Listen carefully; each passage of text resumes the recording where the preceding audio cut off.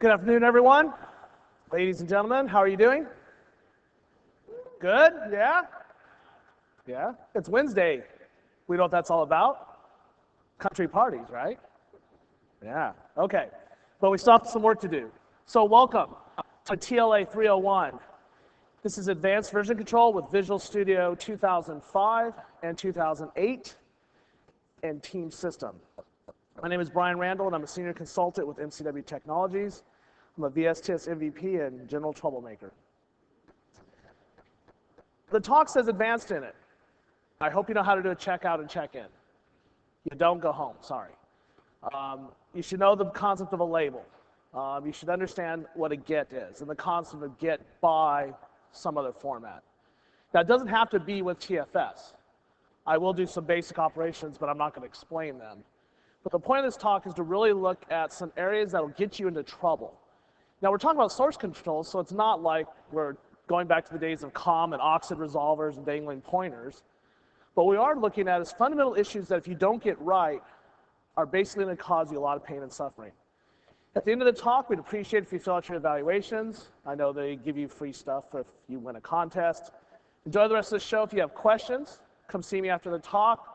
I'm going to go down to the exhibit area and be at the MSDN magazine booth, hanging out if you want to ask questions. Or if you'd rather go to sessions, you can send me an email. Email address is on the slides. The slides also will be posted this afternoon up to ComNet if you want to pull them down. So let's get started. When we think about version control, we consider this the bedrock, or dare I say, foundation to your software development lifecycle. If you do not have trust in your repository and its tool set, you're not going to be successful in a team environment. Often when we think about version control, it's a big, painful relationship. I dare not say the product's name, but yes, I will, SourceSafe. Right? That's me, okay? Maybe not, well, never mind, we won't compare me to her. But the point is, we need to be able to believe that our product will take care of it. When we think about Team Foundation Server, it's all about providing a prescription to the pains caused by team development. Whether that team is 2 people or a large-scale team like Microsoft where they have 2,000 people working on a daily basis across multiple product units trying to ship products like Visual Studio Team System. You must believe that your Team Foundation Server is reliable. So if we look at these figures here, these are actually kind of old, but they do really tell you that Microsoft has designed this to scale to very large teams. Now, oftentimes people sometimes say, well, I don't care what it does for Microsoft, I care what it does for me. Well, what's important about it working for Microsoft at these levels is that you shouldn't run into any headroom issues. Assuming you buy the right hardware, right? You don't go down to Joe's Pizza Shack and buy your latest PC for your server. You buy the right hardware and you give it the right care and feeding, it's not going to be an issue of the product's ability to scale for you. When we think about scalability, we think about lots of users. When you build up your server, think about the number of users you're going to have and appropriately configure the hardware. Now, I've just got some of the basic data here. If you go to the blog entry there, there's much more detailed prescriptive guidance. And the point is fast disks. Team Foundation Server is built on top of SQL Server 2005. It's very I/O intensive. If you're going to put it on a RAID array, which is highly recommended, think lots of small fast drive, 10,000 RPM or higher, and consider a RAID 1+0 configuration. This will give you the best performance. Now, it's not cheap, but what is your code worth? And version control must be accessible. We must be able to get to it when we need to. Whether we're in the office on a fat pipe, or if we're out in the hinterlands working on vacation because our boss called us up and won't let us stay on vacation if we don't fix the problem. So when you look at Team Foundation Server 2005 and 2008, we have rich support for distributed computing. You can use HTTP directly, or you can use HTTPS for secure connection with or without a VPN. That said, I'm not a fan of non-VPN connections. Number one, if you do it, there are some things that don't work correctly, like test publication. And let's be honest, do you really want to put your version control repository out on the public internet with just, the basics between you and the rest of the world. I don't think that's a good idea. Some people have demented and sad reasons, so I'll let them do what they do. But VPN is going to be a lot better, a lot safer. Caching proxies will help you increase download performance. I have a slide that's going to talk about how you do a check-in. And when we look at that, I'll explain that you always have to have a link to the server. The proxy is all about performance increase. And it can be significant, particularly on large get operations. Now, the key thing to understand about this is that Microsoft worked really hard to make this work well remotely.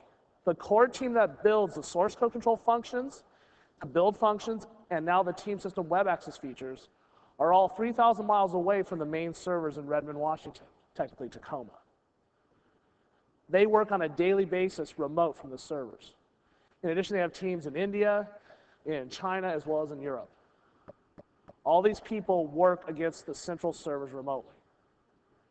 And they have to get their jobs done. If you think about the size, I understand from the team to compile the final bits for 2008 for VSTS, it's going to take a couple days.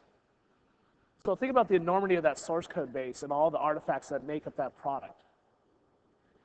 If they can do it remotely, you probably can too. There's some baseline recommendations. 768K up and down is what's recommended. So at the end of the day, the product should meet all our requirements. It should be reliable, it should be scalable, and it should be accessible. But you need to have a plan if you're going to take advantage of it effectively. So when we think about the technical architecture, it starts with designing your system correctly, having an application tier and possibly a separate data tier. As I mentioned before, it's I/O intensive, and having a separate SQL server will give you greater scalability. You can go with x64 at this point if you'd like to, although that's really going to be an issue of very large repositories. Team Foundation clients, right? Traditionally, it's going to be Windows clients. However, if you want to buy a third-party product from Team Prize, you can work with it on Mac OS X as well as Linux installations. In fact, you can build very rich systems with just a 2-server installation and a few proxy servers. Now, when we think about platform support out of the box in 2005 and 2008, we get rich integration inside Visual Studio. This provides for an integrated check-in experience. And then we have other tools that we're going to look at, like the command line tools that give you access to operations that aren't surfaced in the GUI tools. As I mentioned, Team Prize has an excellent implementation of their own client that talks to the web services and lets you do everything you can do on the Windows client, barring, I think, New Team Project. That's because Microsoft hasn't exposed the API. So really good stuff. All right, so the first thing we got to talk about that's important to you that seems simple is getting started. Everybody knows with Team Foundation Server, you have to say File, New Team Project, and run the wizard. The wizard does lots of gyrations, but where it leaves us from a version control perspective is that we have a blank trunk, the root of our team project for source control, with nothing else defined. And it's critical that whoever is your project administrator, the person who created that project, that they have half a clue when it comes to setting up the initial folder structure. There's nothing more dangerous to you and your team's productivity than not setting this up in advance and then having users start checking things in randomly into the repository. This starts with version control security. The version control security architecture in the version control repository is based upon NTFS, so it uses the standard DACL format, where it processes denials first, then explicit allows, and then if you're not in either the explicit denial list or the explicit allow list, you're implicitly denied access to that particular resource. And I'm going to show you this in just a second. Now, the key thing about this is it serves 2 major purposes. Number one, locking down parts of the repository so people don't do check-ins. There's also a critical mechanism when you're doing your release management, particularly if you are under some type of regulatory requirement. In the United States, we have SOX requirements. And one of the things that people have to do is sign off and say that they know this code does not do anything illegal. Well, if you're the person who has to sign off on it, are you going to want to allow other people to do check-ins and modify that code? I don't think so. In addition, when you're getting ready to release and you want a bug fixed, you can set it up so the developer can do the fix, but the manager, the team lead, is the one who actually does the final check-in. and I'll show you how to do that with shelving. When you think about file support, you can basically shove anything you want inside there. I talked to the team when I was out in Raleigh last month, and they did tests where they were shoving 64 gigabyte files into the repository. You might wonder, well, why would someone do something as demented as that? Well, people who build games, right, a lot of the artifacts that are built by the artists, Photoshop files, et cetera, can be very large. The good news in 2008 only feature, via the command line, we have the destroy command. You can actually permanently delete something out of the repository. The nice thing about it, you can also, though, keep the history about it. This is really nice when someone checks the wrong thing in and you go, oops, there goes 10 gig. So take a look at that if you're interested. You have full control over what file types are allowed. You have full control over what file types support merging. Now, before I can actually go and show you how to set things up and do your security, you have to be aware of the notion of a workspace. And a workspace is something that is fundamental to how you do source control. It should almost be on the list of things I told you had to know. The problem is too many people have been pulled in by the siren song of Visual Studio's rich IDE integration and found that they really don't know what they're doing. They're just kind of clicking dialog boxes because there's too many words to read and hoping it just works out in the end. So what we need to do is understand what a workspace is. A workspace is simply a mapping between an endpoint in the repository and an endpoint on your disk. Workspaces are partitioned by user and computer name. And it's given a name by default, the first one, by taking a look at your machine name. If, however, there's a duplicate name, you're like, duplicate name? I'll come back to that. If there's a duplicate name, they'll automatically append an _1 at the end and just start incrementing. Now what happens is the very first time you do a source control operation with the GUI in Visual Studio, they will create a default workspace with no mappings. And they take your machine name. And what happens is all workspaces are managed by the server. They're managed by the server so that when, for example, you want to do a get latest, the client doesn't have to package up a list of all the files that are on the system and their date and time and other metadata and send that up to the server. The server intrinsically knows what should be on your hard drive. That said, one place you're really going to get in trouble with workspaces is if you start mucking around with files manually using the file system. For example, you have a file that's checked in as far as the server is concerned, and you go out and use the attrib command, or you right-click in Explorer and turn off the read-only bit, you're now starting to cause yourself a world of pain and suffering. Because now the server thinks that the file's still checked in, but you now have theoretically checked it out. Now you can get around some of this, but at the end of the day, don't do that. Okay? Now, because it knows about all the workspaces, it's possible that you end up with duplicate names, and that's why you end up with the underscore. What I'm going to show you is what I believe is the best way to do it, which is to take control of your destiny and learn how to create workspaces yourself so that you don't have any magic happening on. I don't like magic from my development tools. Right? I want to know what it's doing. Now, when you think about workspace mappings, understand that on your machine you can have multiple workspaces with multiple mappings that map between multiple Team Foundation Server projects and between different locations on disk. If you've worked with SourceSafe and you're familiar with the working directory property, this is much more powerful. Because you know with SourceSafe you can only ever have an endpoint in the repository, $sign trunk, for example, only point to one location on disk. With workspaces, I can map the same location in the repository to different locations on disk. And of course, the intrinsic benefit, why you care, is that now, I can be working on code that's current, but I can even pull down an older version and take a look at that without having to go through any magic gyrations. It'll just work. Right? And through the performance enhancements, it just feels natural. So, let us switch over here. Real quick about my environment. I'm running all the client tools locally on Windows Vista x64, and I'm running Team Foundation Server inside a virtual server virtual machine. And I just wanted to give you a rough idea of what's going on here. So I'm currently logged in as myself, and I've got a bunch of different team projects already set up. Hopefully you know how to do that. When you come to the Team Explorer, you'll see you have the source control root option. I'm going to double click on it, and it's going to list the available projects. Now the first thing to note that you need to be aware of is that up here at the top, right, you have the workspace. This tells you the workspace you're currently working with. As I said before, by default, it inherits the name of your machine. Now I've been doing some setup on here, so this account has quite a bit more. We're going to do a clean setup for another developer in just a second. But right now, if we look at Start Clean, you'll notice that the local path is not mapped. So what I want to do is come over here to File, Source Control, Workspaces.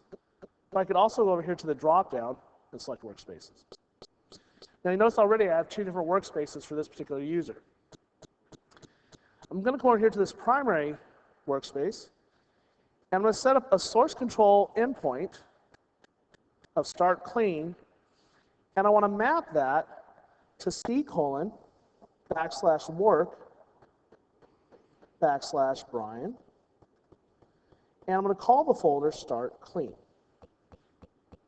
So what I'm doing is creating a mapping from the trunk to a subfolder on my hard drive. Now you'll notice that I had usernames in between the directories. The only reason I'm doing that is because I'm pretending to have an entire server environment here, and I'm going to do multiple users.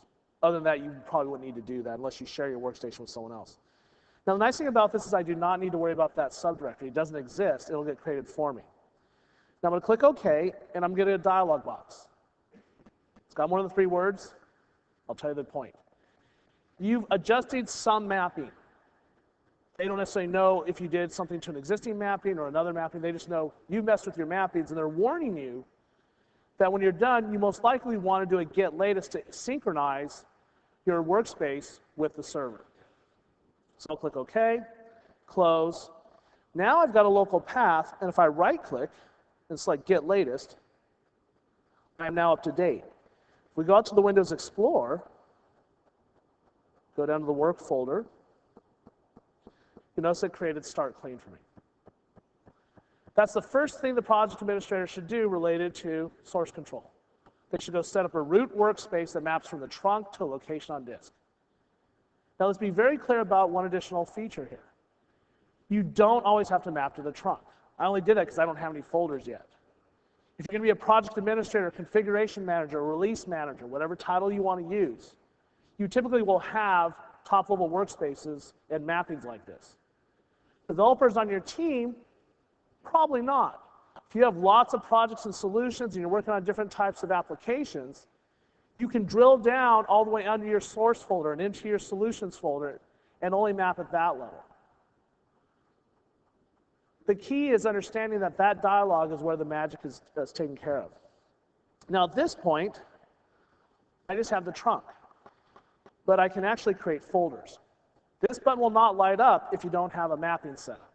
And that frustrates most people. They're like, I want to get started, but it won't let me create a new folder. So we're going to come in here, and I'm going to create a folder called Dev. Now you notice it's got the plus sign next to it, which means it's a pending change. I'm going to come over here to the trunk, check in the pending change, put a comment, and check in. And as before, we're now in sync. Now I'm going to do one other folder,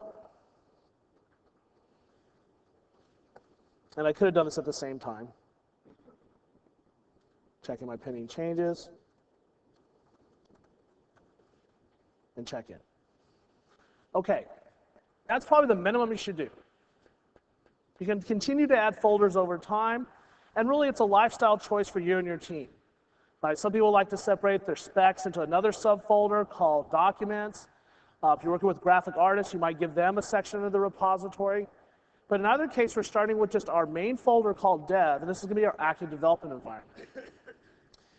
But now we need to think about security, because one of the critical things you don't want people doing is checking in solutions into the root of the repository. So what we're going to do here is come over to this folder select its property page, and then click the Security tab. Now, as I said before, it's very similar to file security in NTFS. But there's a big gotcha here. Please pay attention. If you pay attention to not much left in the talk, watch what goes on here. By default, all permissions are inherited from the parent.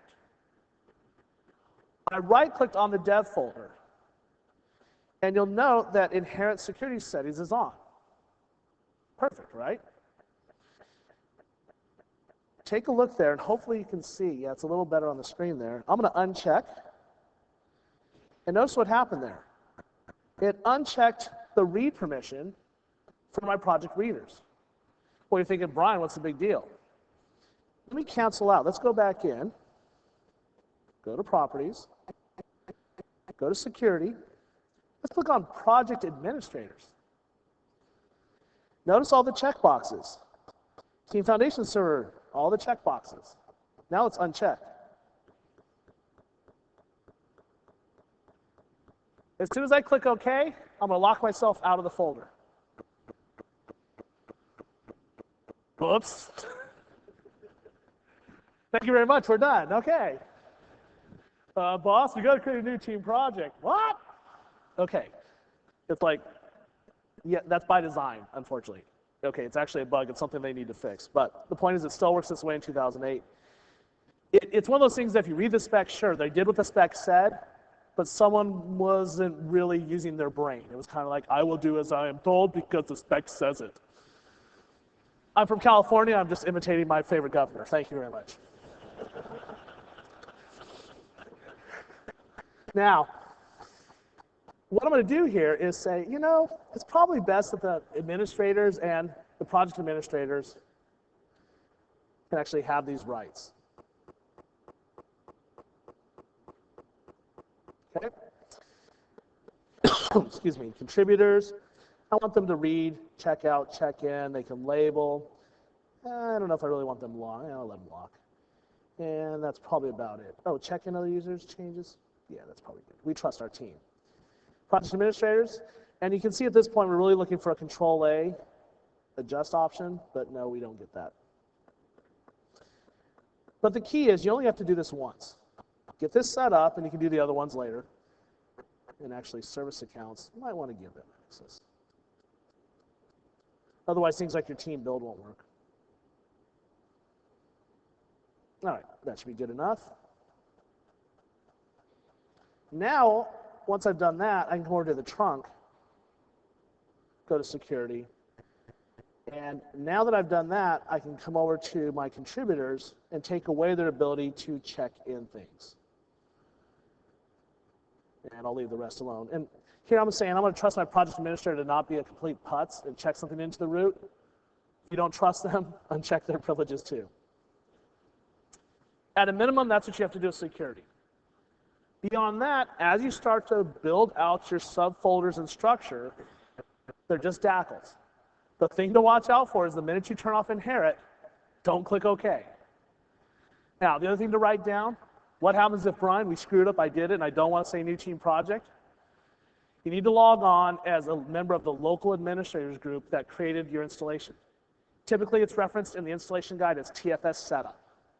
If you log on as the Uber user, you can go in and fix that. They've got code in there to handle that. So that's your solution in case you lock yourself out. All right? But if you work with organizations that I've worked with, sometimes that could take 5 days to get the person who knows the password to get you onto the server. Okay? So once again, don't do that. All right. Now, one more thing and we'll move along. Let's go look at our friend, Nikki. So I've already got Nikki logged on. It's going to take a second to sync up. That's my baby girl. And I've got Visual Studio running here. So there's Start Clean. I'll double click on Source Control. And notice Start Clean is not mapped, and the folder's grayed out, and you can see Latest is not set. So what you need to do is come in, go to Workspaces, Edit, pick the folder, And now, in this case, I don't want to be at the trunk. I can't really do anything there. I want to map the source folder in.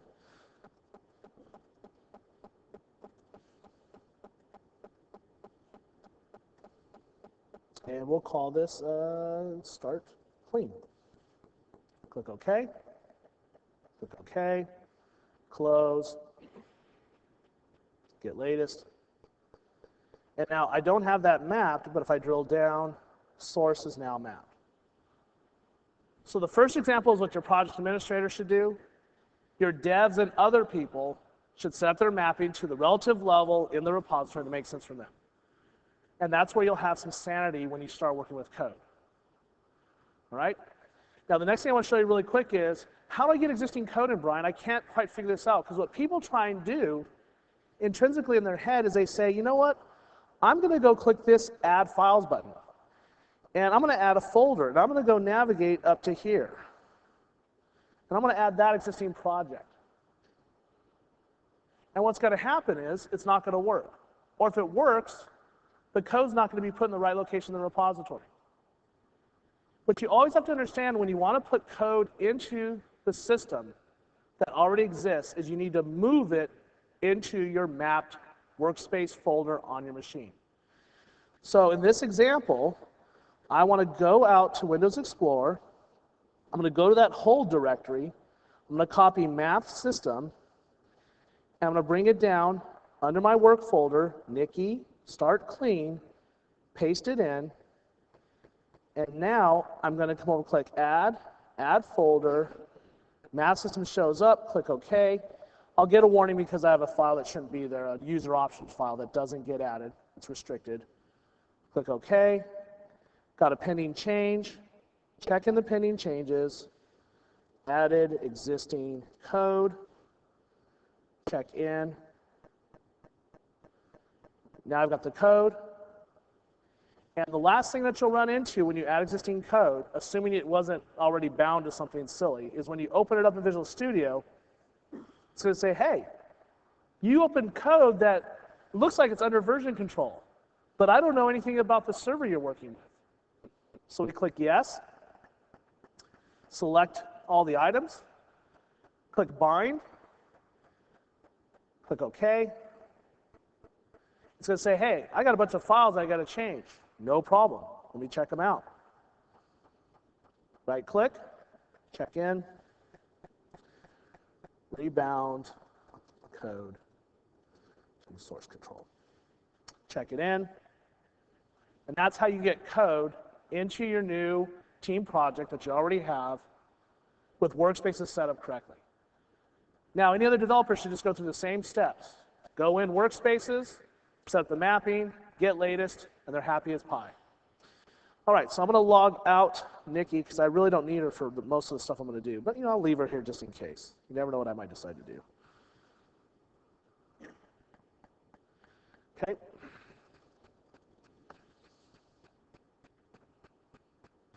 All right. Now, when I did that check-in, that created what's called a change set. You should know this already, but just in case, quick review. A change set represents everything related to the check-in operation. All the modified artifacts, the files, the metadata about the check-in, comments, date, time, the user who did it, any associated work items, check-in policy violations. All those things are collectively grouped into what's called a change set. If the check-in succeeds, you get back the change set ID.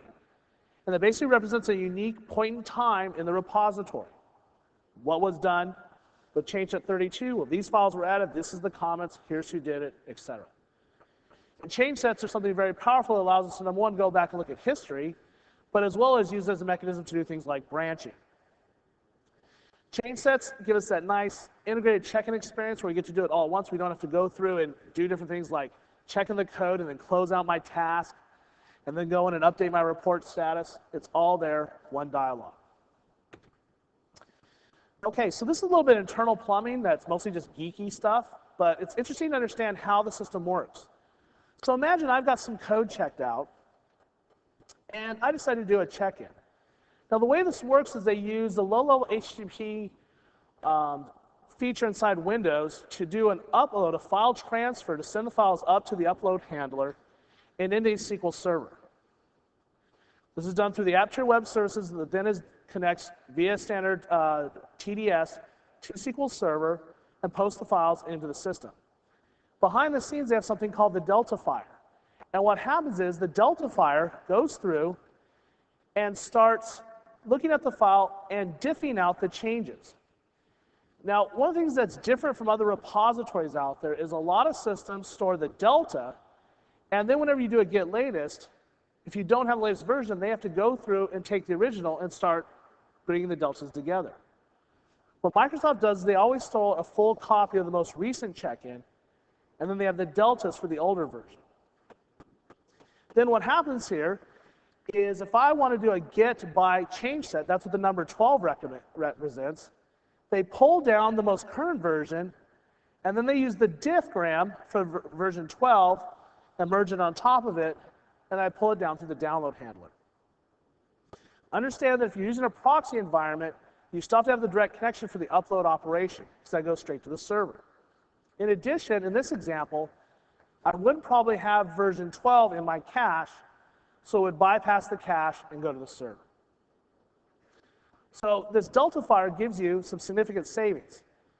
Their basic, calculation they figure is around 70% by doing this type of architecture, which is interesting when you look at Microsoft's published figures to realize they have over 100 million files checked into their TFS installation for developer division. You actually look at their disk space requirements, it's pretty impressive that it's not in the terabyte range, it's only in the hundreds of gigabytes. One of the unique features we have in Team Foundation Server is the built-in ability to have client-side validation of what we're about to check in. These are referred to as check-in policies. The idea is that using a tool like Visual Studio, when you go to do your check-in, you can have a set of rules or policies or guidance or just reminders to tell your developers that they should do a few things before they check it in. Now, fundamentally, what's one thing that should work? The big C, right? It should compile, right? Or B for build, right? And I'm not going to sing YMCA because that would be scary. We want to ensure that the code compiles. We might want to ensure that it follows certain coding practices. We might want to ensure that the person's checking in code because they're supposed to be working on it. I don't know if you have any friends in your environment, but I always run into one or two, and I've worked with them over the years. The cowboy coder, the person who can't help themselves. They go to work on one piece of code, but they see this other class, and this other class, ooh, it would look so much better if I fixed the curly braces here. It works so much better if I rewrote this loop operation. And they spend 4 hours changing code that they weren't supposed to. We have work item policies that says when you do your check-in, you have to associate it with a bit of work, something you've been told to do. The bottom line is we can have any number of different rules to ensure greater quality. Now, I encourage you to be a little relaxed on this and not get too overbearing, because that kind of defeats the purpose of having trust in humans programming. But at the end of the day, sometimes developers need a little helping hand to do the things they're supposed to do. Out of the box in 2005, we have 3 built-in policies. Work item association means you must associate with at least one work item.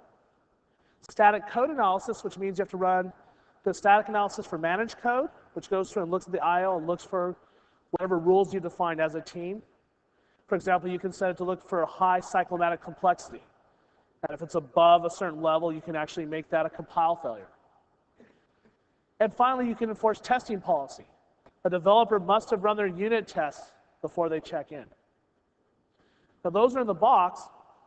Then, as part of the Power Tool pack, I added 4 additional ones. One, which I think is fundamentally critical to the way you work with Team Foundation Server, is the path policy. Now, I'm going to fire up Visual Studio 2005, and I've just got Team Explorer installed, so I'm just going to show you the options. But if we go to Source Control, under Check-in Policy, Add, you're going to see Code Analysis, Testing, and Work Items. Those are the 3 built in with the product. The additional ones that we get with the Power Tools pack is Change Set Comments, Forbidden Patterns, which says You can't check in VB files. You can't check in C++ files, whatever you want. Work item query policy ensures that, this is a little gotcha you'll run into, when you go to pick a work item to associate with your check-in, that the work item comes from the same team project that the code's going into. Unfortunately, because the way the wonderful UI works sometimes, you can actually be checking code into team project A, but pick a work item from team project B. Sometimes it's you doing it and not remembering, other times it just seems to happen. I swear, it's not my fault. So if you turn on this policy, you'll just make sure and say, look, you're checking into team project A, your work item's from B. You're not supposed to do that. The big one that I think really should have been built in is custom path policy. One of the fundamental issues with check-in policies is that they apply to the entire repository. Now let's go over here back to the other instance of Visual Studio, and notice I've got a folder set up called Ready to Branch. I've got dev, main, and I've got a production release. When you turn on a policy, it applies to the entire repository. Oh. That might make you grumpy if you're using branching for isolation. Because certain branches, you might want very strict policies, right? Especially when you're getting ready to release. You want all unit tests run, you want check-in comments, you want everything. In other words, you want to make it almost impossible to check in the last day before you ship, right? It's got to be an act of God. Well, the problem is, if you ratchet that up, that's going to apply to everybody. So your main line, which is supposed to be active, productive, getting stuff done, they can't do anything. Oh, that bites. So, the solution, custom path policy. So here's what you do. You turn on an existing policy, say work items. Then you come over here and click Add Again, and click Custom Path Policy. And it says which child policy, which I actually have to click OK for. And the reason is because policies are enforced via the client.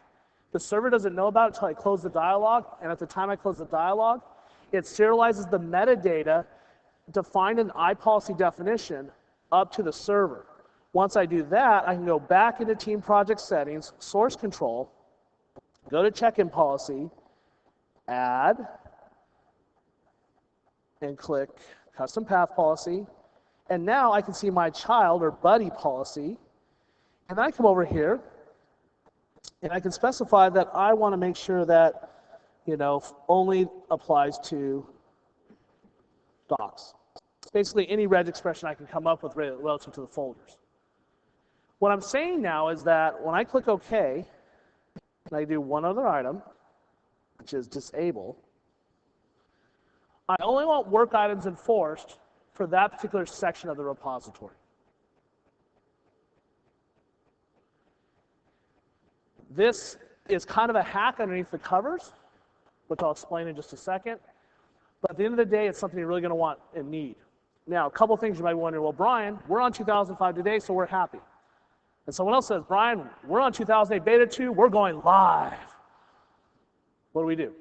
Well, they haven't updated the Power Pack they promised before the end of the year. Brian Harry has said that they'll get the power tools out. There is a workaround through .NET Assembly Redirection. You can get this working, okay? It requires just editing some XML, okay? And you have to have Team Explorer 2005 installed on your local machine with it. As long as you do those two things, you can actually get these policies to work in 2008. I'll do a blog post to point the link out just to make it easy for you to find it. If you use your favorite search engine, you'll find it. Just search for Power Tools, Orcus, and Custom Path Policy. Now, the reason this is a bit of a hack comes back to how this actually works underneath the covers. Oh, really quick, by the way, everything I'm talking about with policies is in the current magazine that's in your bag. I wrote an article on it, so you can just read about it. So here's what happens when you have check-in policies. Rule number one, they're always enforced with the client. When you do your installation on the client, by default, it knows about 3 policies. Anything else has to be manually installed. Once the DLL is installed and registered with Visual Studio, you can turn it on. The way this works is your assembly implements a well-known interface called iPolicy definition. When you turn it on, that instance containing the iPolicy definition information is serialized and stored in a table inside the Team Foundation server. Understand it's just storing the definition, the fact that you've turned on the policy. And one of the things that happens when you do iPolicy definition is you have the ability to include metadata such as warning messages and installation instructions that you want made available when a client tries to use it. So now if I try and check in something and this policy is available, what will happen is they'll deserialize the instance that's been serialized inside SQL Server, and they'll load the information. And what will happen is, if they can't deserialize it and instantiate it, they know that the client-side library has not been installed, and they throw an exception, and they put up the message text that was stored up in the database. Otherwise, the plugin gets activated, they load the assembly into memory, they instantiate an instance of your class expression and look for your iPolicy evaluation method, and they call evaluate, handing you a list of pending changes. They then let you iterate through the pending changes, and if you see a problem, you return back a set of policy violations. Those policy violations are then rendered as messages in the policy dialog inside Visual Studio. If you don't have any problems, the plugin gives a green light and the checking can succeed. A couple highlights I want to point out. You can read the article for details. Number one, policy enforcement by default only works through the command line and through Visual Studio. If you do it with custom code, you can ignore every check-in policy there is. Sweet. Number two, the serialization format is specific to the client that did the serialization, which means if you enable a policy via a 2005 client and serialize it to a server that's 2008, and then a 2008 client tries to load it, it's going to fail when they try and deserialize it, unless you've done explicit binding redirects. What does that mean? If you have existing work in 2005 and you upgrade your server to 2008 and upgrade all your clients to 2008, you should then reset up all your policies using the new 2008 versions. Otherwise, you're going to run into conflicts. We don't have a great story if you want to have a team project where people are doing 2005 and using 2005 policies and 2008 and 2008 policies independently. You need to pick one and stick with it in your mixed projects. Right? If you're a little confused on that, read the article, and if you still have questions, email me. But at the end of the day, be very clear that it's a client-side policy. The server only knows what policies are available when you turn them on. The server has no magic list of available policies.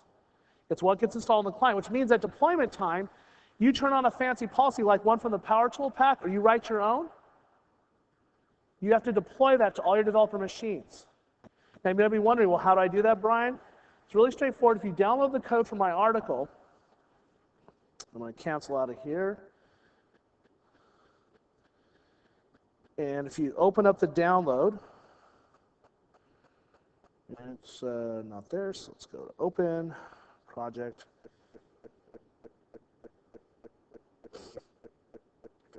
C:, come down here to My Code,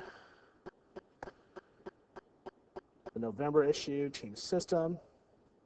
I wrote a sample check-in policy that will look for bad words. You define what the bad words are. And what you'll see is there's a couple dialogues, and I've got a README in here, and the README tells you the base setup, which is compile it, shut it down, add a registry key, and note, this needs to be 9.0 for Orcus. The article is written against 2005. I will be updating the article in the next couple weeks for the next column, where I talk about migrating to 2008, as well as I'm adding the final piece that they added. And then if you come down a little further, it tells you what to do to set it up and go forward. Okay? So this has a complete implementation. It shows how to do custom code. It implements all the custom policies. If you take a look here, iPolicy definition, it's commented.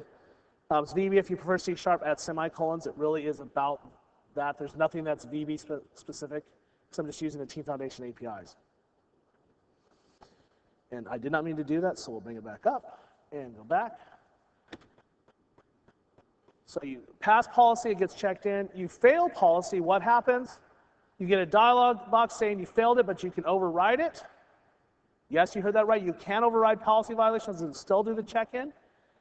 Number one reason why, because Microsoft knew they were going to allow you to write your own custom policies, you can write your own custom policy that won't let people check in when it really should, because you wrote your code wrong. And that means developers are kind of in a bad position where you have to get you to fix the code and uninstall it and make it better. Yes, there is this talk that in the future, if you really, really want it, you can flip some magic bit and there's no way to override policy. But that's a possible future feature. For now, everybody can always do it. If you don't trust your developers, fire them. I mean, that's the end of the day. You know, you shouldn't get caught up on this. Now, when you do a check-in, this just gives you a breakdown of what happens.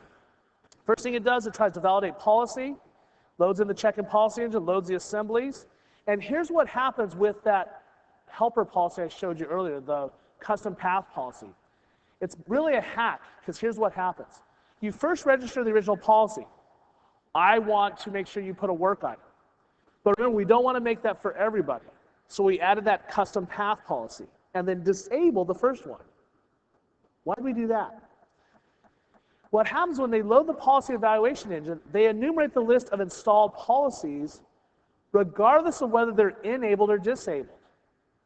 The reason they do that is so the administrator can quickly say enable and people don't have to do a complete shutdown and restart. It just magically turns on. So they always have them all loaded. The thing is, it's disabled. So what happens is when it's time to do the check-in, they go get the list of enabled policies and they give each enabled policy a chance to look at the objects. Well, the custom path policy gets handed the list of objects and says, go ahead, look at it. The custom path policy says, oh, who am I working for? Who's my buddy?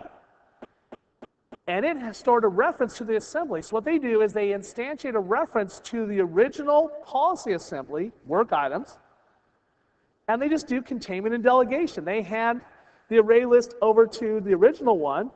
They call the evaluate method because it's using a standard interface.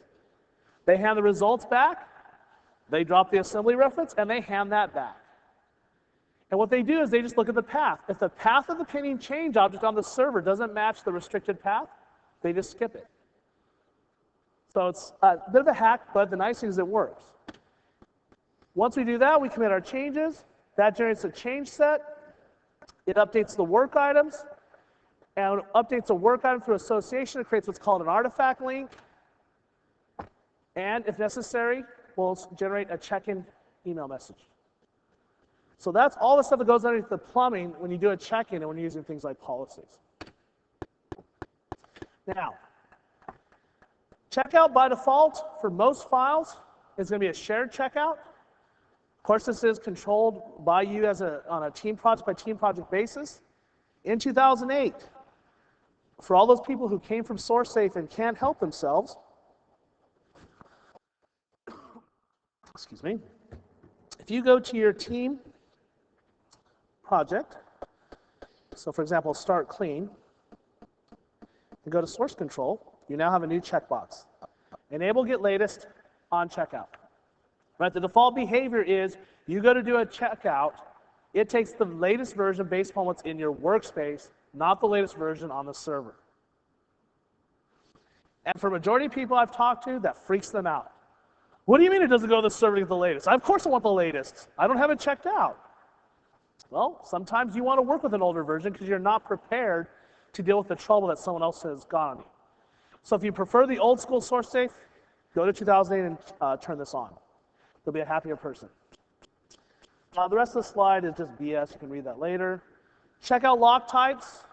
You can always right-click on a file. Even if you're using shared checkout, the default behavior is none. I'm going to do allow shared checkout.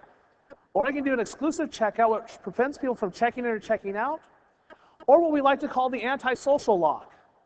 Check in. Which means, you know what? I'll let anybody check out. But they can't check in until I check in.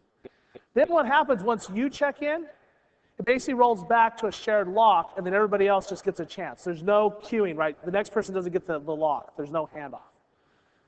Unfortunately, there's no way to turn it off. I think that's just a rude kind of feature. But, you know, sometimes People will do what people will do. Command line tools. Okay. For some of you, your background is probably the Microsoft world source safe, so we live and love the GUI. If you ever come from another platform that embraces the command prompt, though, you might be wondering, do we have our own? Absolutely, and there's two. tf.exe gets installed with the Team Foundation Server client, Team Explorer, 2005 or 2008. And it replicates all the standard commands that you come to know and love from the GUI, like get latest, etc. tfpt.exe is a power tool. It comes in the power tool pack. Same rules apply to it as to the policies. In other words, the 2005 version only works against 2005 workspaces by default. If you do assembly redirections, you can make it work in 2008. If you're not in a rush, wait for them to release the 2008 version. So let me just show you a couple commands that might be of interest. You know, check in, check out, that's pretty straightforward. But one of the things you can do with the command line tools is you can come over to a directory that has some mappings. We'll start here. If I do tf help, I can get a list of the commands. I can do tf workspaces. This will list all the workspaces installed for me. And I can even go one step further and say, you know what, I want the format to be detailed, and I want it to be for the current server because I can be pointing to multiple servers. 08 beta 2. And there we go. Shows me each workspace, who the owner is, which computer, any comments, the server, etc. Command line is your friend. In addition, things you can do at the command line.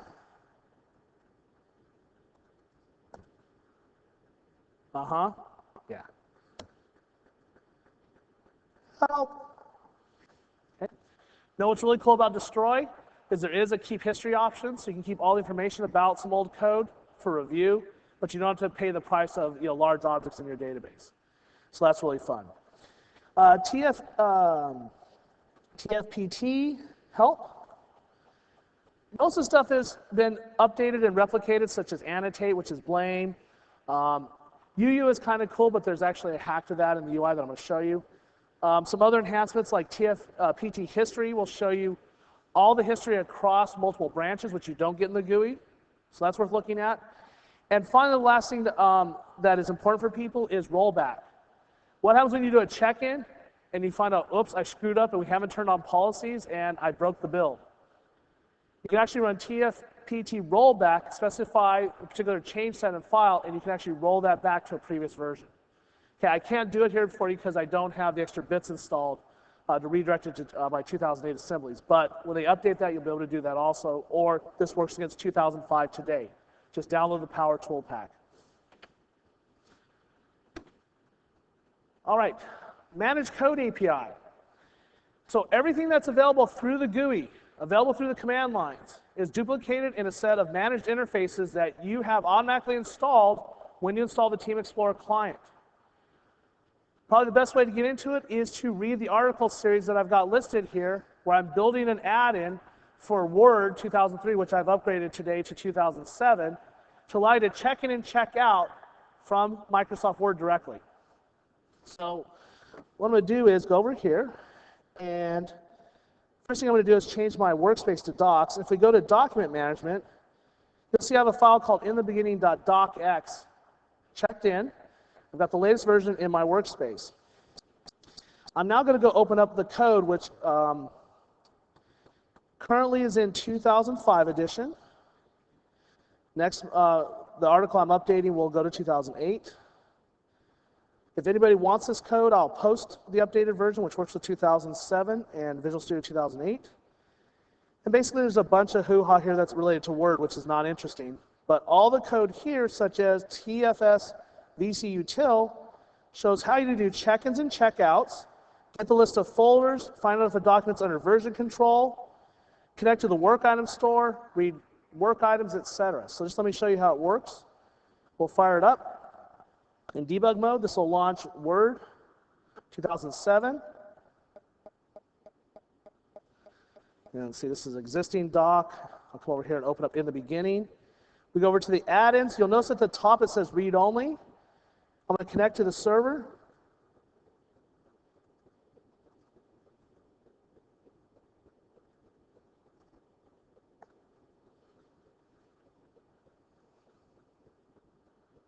And notice it sees that it's ready to be checked out. I'll select check out for edit. The little flash is an issue with Word. I have to actually close it so that I can actually check it out and flip the read only bit off and reopen it. Now I can make a change. We go over here to Visual Studio. Go over here to Source Control Explorer. Go to Document Management. Notice it's checked out for edit by me. And go back over here to Word. Or to add-ins. And something weird happened. Oh, that's not impressive. I broke it. Well, normally you can do a check-in, so let's do a real quick close. Save my changes.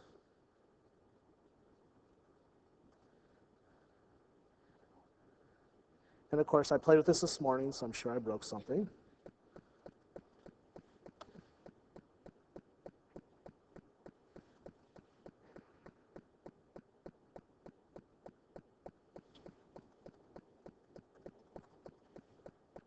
Connect.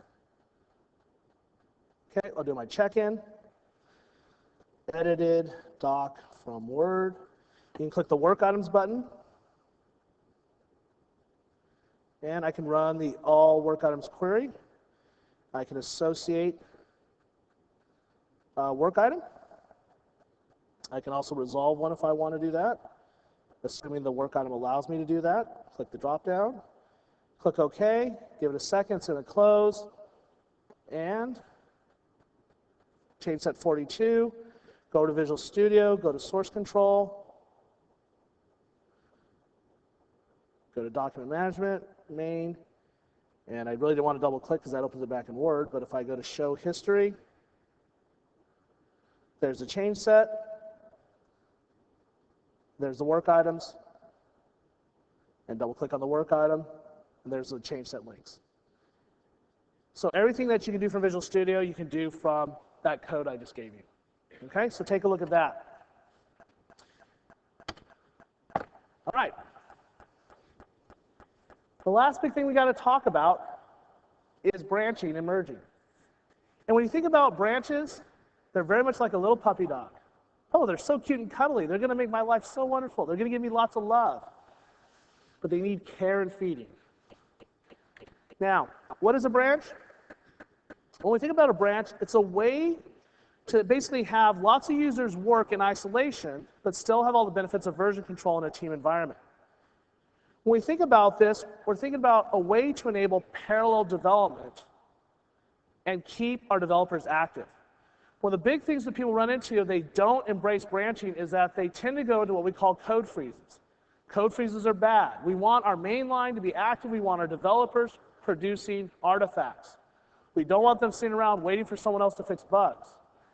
Now, you can use branches in TFS to also create subdivisions of work. Microsoft likes to call these feature crews, where people work on different subsets of a larger product, and they decide when they integrate and reverse integrate with the main code base.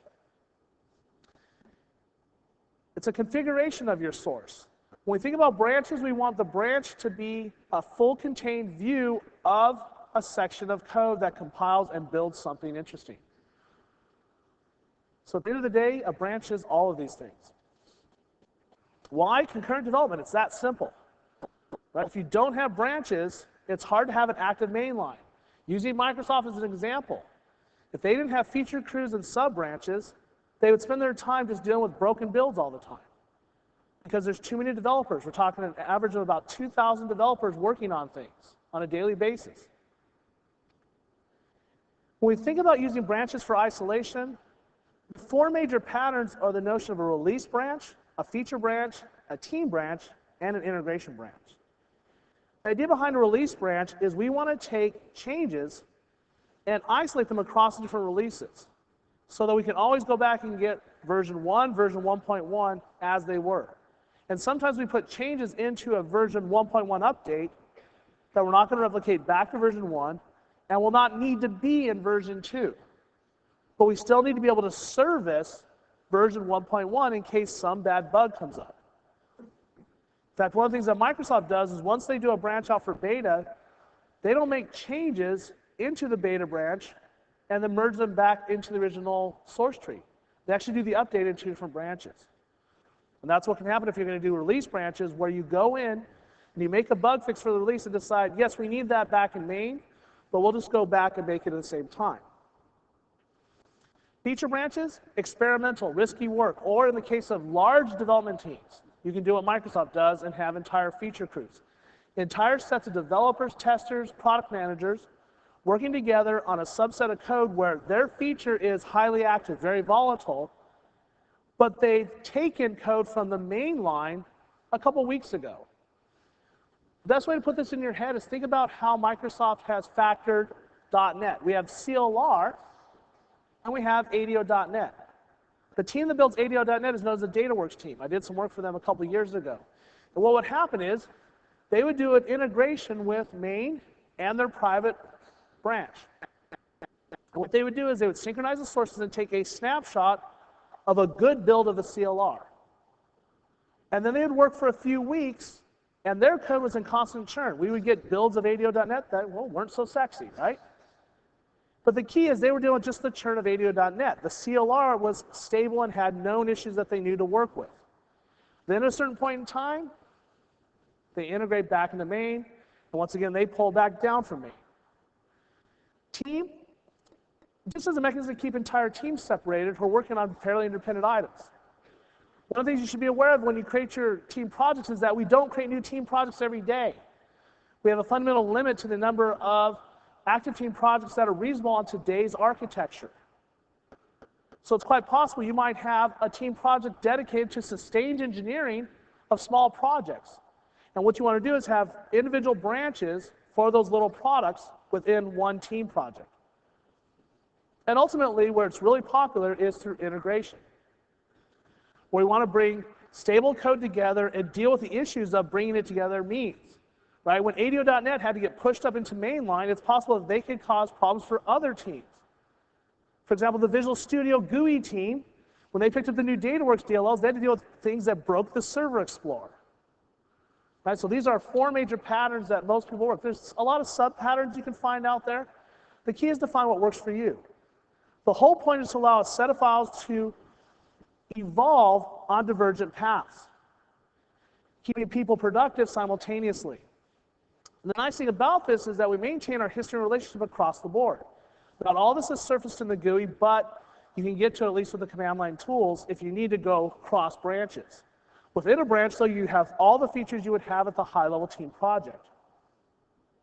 Now, the key thing to understand about how TFS branches is that it's completely space optimized.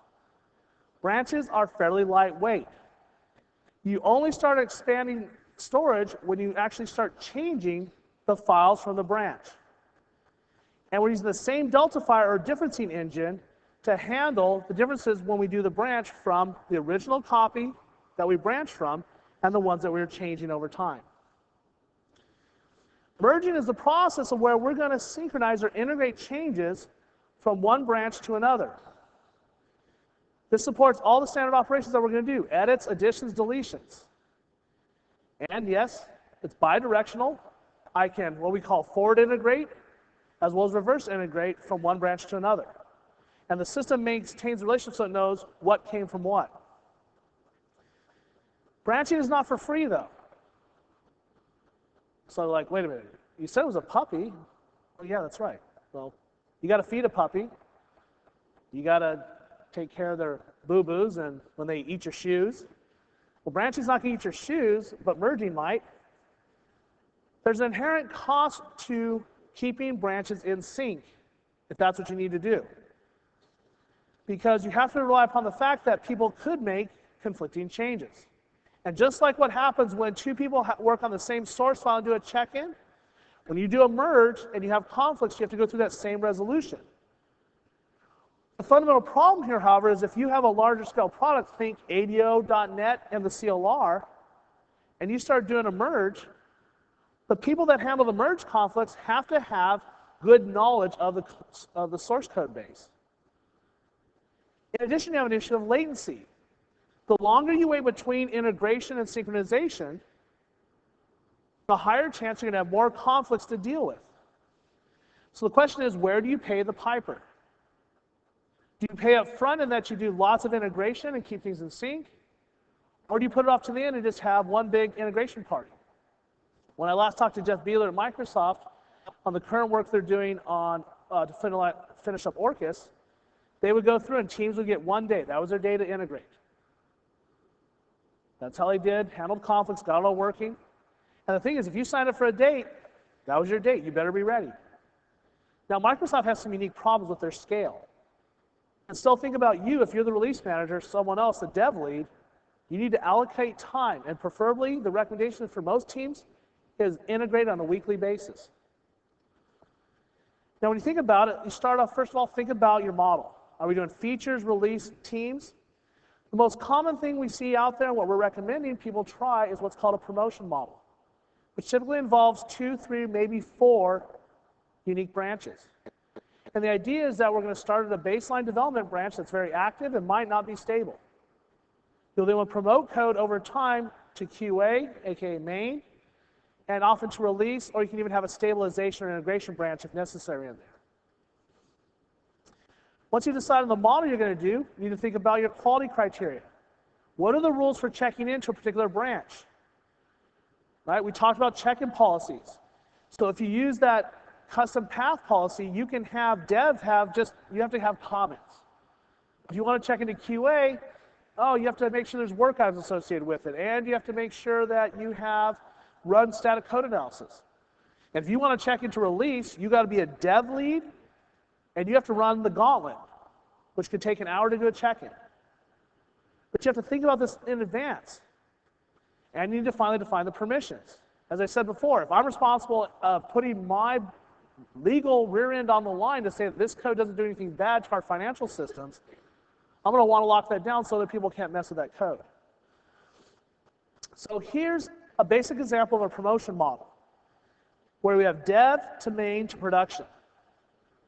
And the idea here is that dev is highly active, might be unstable, and at certain times we're going to forward integrate or push changes from dev up into main. Inside main is where we're going to stabilize. This is where QA is going to file their bugs. And you'll notice if you look at the diagram, we're then pushing changes up into production once we're ready. Now, if you're doing vertical market products or shipped products in ISV, you might want to have independent release branches instead of one common production branch.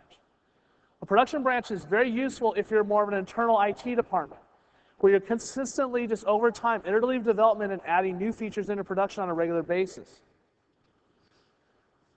Now, the key when you're using with branching, right, is this whole balancing act between stability and the new work that's coming in. All right, we got to deal with bug fixes on stuff that's in production, which means, how do we take that fix? It's a fix that we don't need to worry about because we're getting rid of that code base that often happens in ISVs, or is it realistic that if we take the fix into production, we got to bring it all the way back down and reverse integrate it all the way back down into dev? This is where that cost comes in. So here's how a code promotion model looks from a logical perspective. I have code in my product main. I then am going to push it down into production release. And then for my second release, I'm going to put it into a separate release folder. That way, if I need to make a bug fix, I can make them independently of each other. When we think about how we're going to do this, well, main is the junction point. This is the root of our work. Everything goes through main before it gets out into the wild world. So we always have a central code base that we're driving things from. It helps stabilize our process. Once again, it comes back to an issue of quality gates. As I move up the different models, what do I have to go through?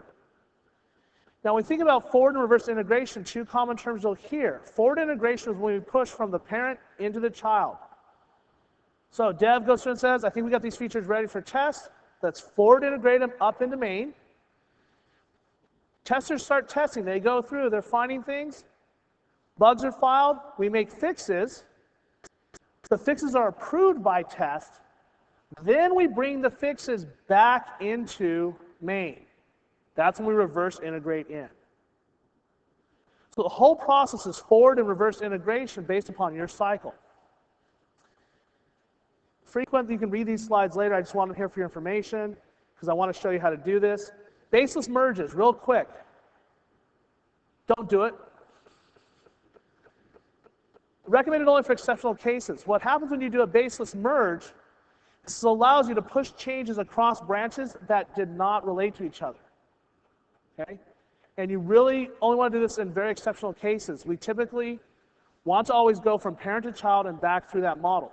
Now, the reason people want baseless merges is that they take a fix up in a branch and they don't want to redo it manually. It's too complicated. And so they want to push it into a branch that they didn't come from. You can only do it from the command line so that she can tell you it's in that category of destroy. Not a common thing you should be doing. All right, let's get over here and let me show you a couple of things you can do in Visual Studio. All right, let me close the solution. No, because I want to shut Word down. All right. All right, I'm going to switch back to my main workspace. Over here on my team project, I have something called Ready to Branch.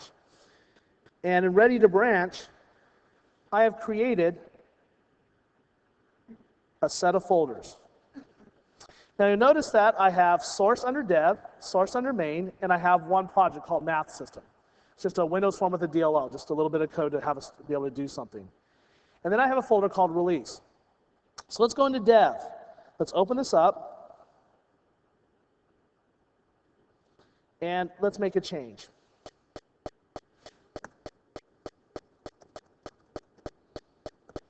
Actually, I'm going to use my favorite form of inheritance, clipboard inheritance.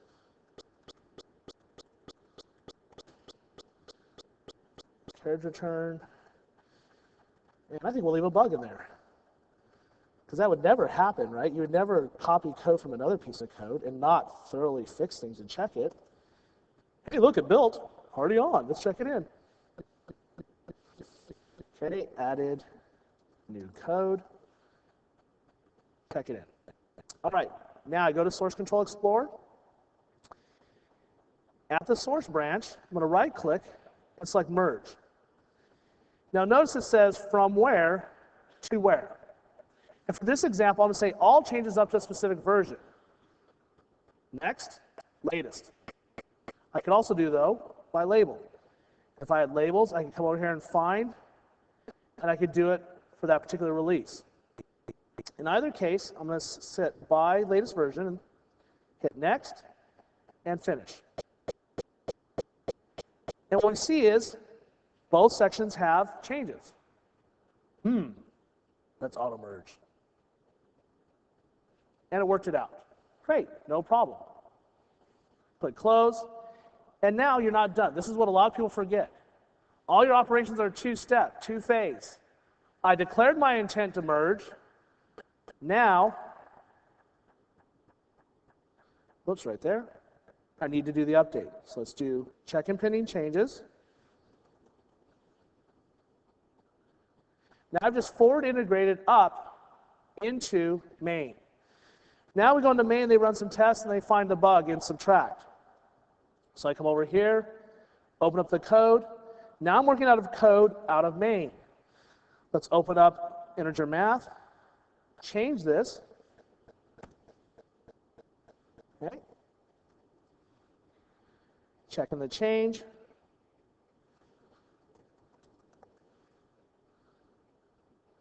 Now, typically what we would do is we would have a build going on. Continuous integration possibly, by the way, tomorrow morning, if you're not too hungover, come to Martin Woodward and mine's talk on team build and we'll show you all the great stuff there. The point is we typically get a build. When a build is done and it's successful and you sign off on it, you have the benefit it's automatically labeled. So what you typically would do at this point is say, I want to push the code down via label. So I'm going to create a label right now. We'll do it by latest version. Good to go. Click OK. And now what I'm going to do is take this code in main, and I'm going to push it back down into development, which you see right here. Now check out this feature we have in 2008. Right-click, compare, and I can compare a folder in the repository to a location on disk, or my favorite instead is to come over here and instead select a server path. Sweet. This can give me a preview to see what's different. And I can go through and see the files that are different and aren't set up correctly. But I'm ready to go, so we'll take the source, we're going to merge it back. And we will do next. Next, oops, sorry, let's do label. Find my labels, good to go. Next.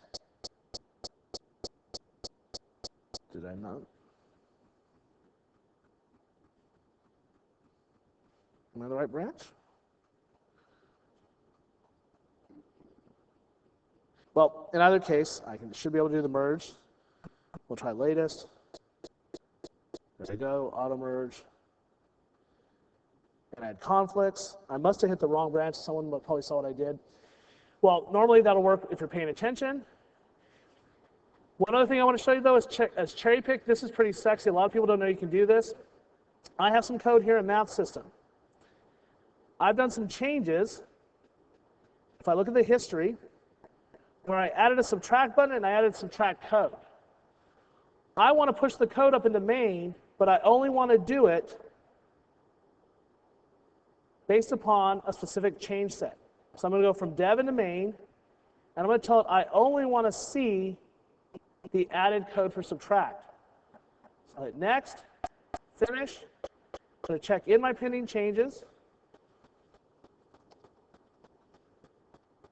Those conflicts are from my other change. So let me show you. Here on this form, notice the subtract button. Notice the subtract method. Now if I go over here to main and open up this version, notice there's only the add button, but there's a subtract code. So cherry picking lets you pick isolated changes in the repository and push them up. All right, time to wrap up. Best practices, don't branch until you have to. A lot of people get really excited to start branching right away.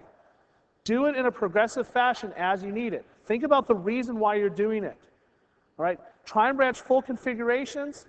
Use forward and reverse integration. Shelving allows you to take code that you would normally do a branch for and just do it privately. It lets you take code in your workspace, put it up on the server, it gets backed up, it gets protected, because you don't pay the extra overhead of a branch. In summary, P-Foundation Server has a lot of great features that a lot of people don't even know about. Go through the documentation, try out some of the stuff I've showed you, and if it doesn't work the way you want it, get out your compiler. The APIs are rich, you can basically bend it to do just about anything you want. I hope you learned something. If you have questions, feel free to come up now, follow me down to Ask the Experts, or send me email. I'll also be around tomorrow. Thanks a lot and have a great rest of the week. Bye-bye.